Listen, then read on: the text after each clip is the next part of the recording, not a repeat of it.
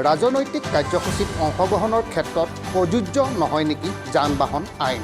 Helmet পৰিধান নকৰাকৈ motorcycle চলালে 1000 টকা ফাইন কটা অসম আৰক্ষীয়ে ৰাজনৈতিক কাৰ্যসূচীত হেলমেট পৰিধান নকৰাকৈ বাইক চলোৱা বাইক চালকসকলক দেখি একোৱে নকৰে কিয়?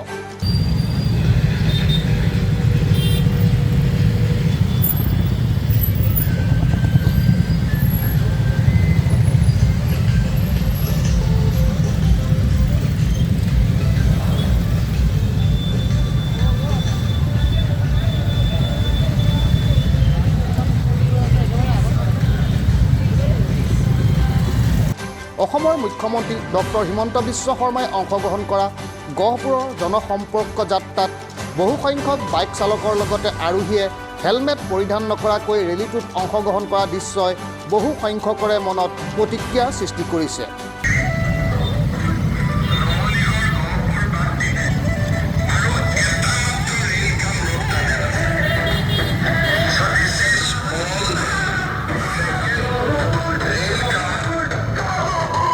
দলীয় পতাকা বাইকত লগাই ল'লে হেলমেট পৰিধান নকৰিলেও যান-বাহন আইন অমান্য কৰা নহয় যেন অনুভৱ কৰিছে ইতিমধ্যে আৰক্ষীক 1000 টকীয়া ফাইন আদায় দিব লগা হোৱা বহু বাইক চালকে।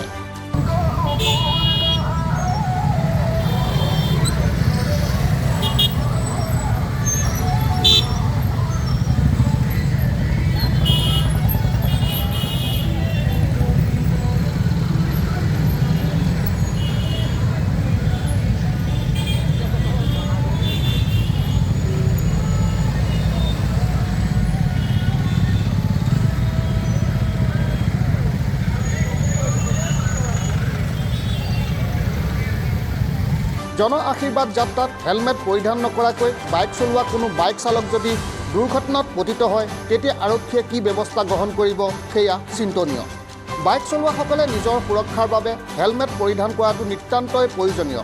গতিকে ৰাজনৈতিক কাৰ্যসূচীত অংশগ্ৰহণ কৰা বাইক চালকসকলেও হেলমেট পৰিধান কৰাটো বাঞ্ছনীয় বুলি মত পোষণ কৰিছে সচেতন মহলে। এই ক্ষেত্ৰত চৰকাৰ কিংবা আৰক্ষী প্ৰশাসনে কিবা ব্যৱস্থা গ্ৰহণ কৰিবনে সেয়া বিচাৰ্যৰ বিষয়।